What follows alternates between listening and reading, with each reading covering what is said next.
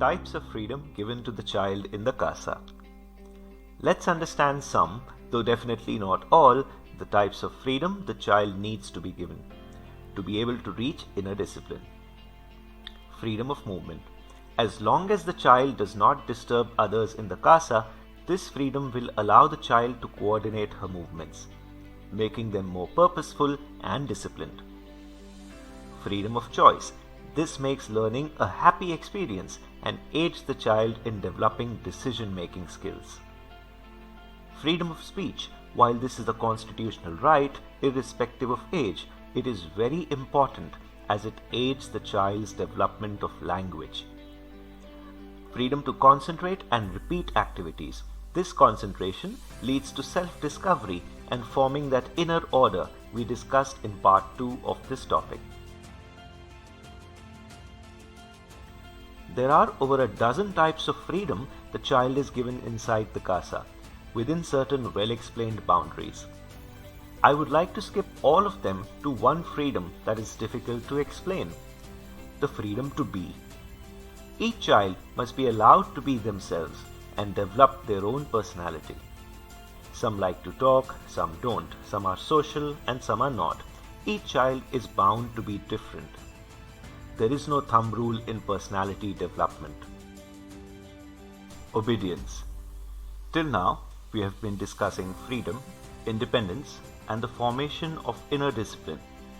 Surprisingly, there is a byproduct that begins to be observed in the child: obedience.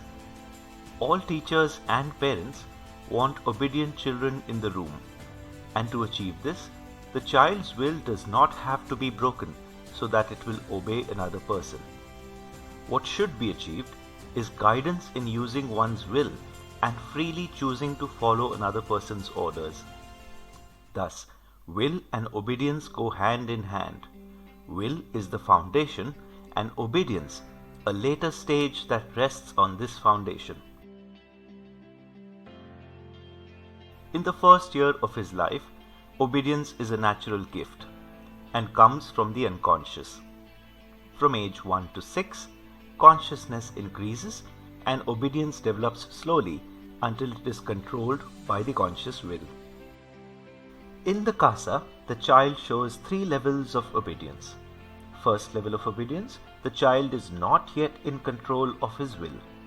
Thus, he may obey the adult sometimes but not always.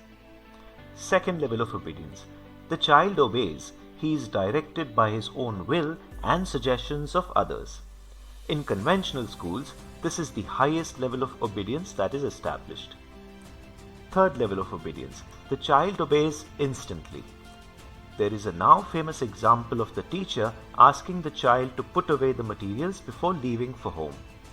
However, even before she has reached the point in the sentence where she says "before you leave for home," the child has started putting away the material. We hope you like this, our first video. We will keep adding more such videos to simplify and bring the core concepts and methodology of Montessori to your screens. May you all have absorbent minds.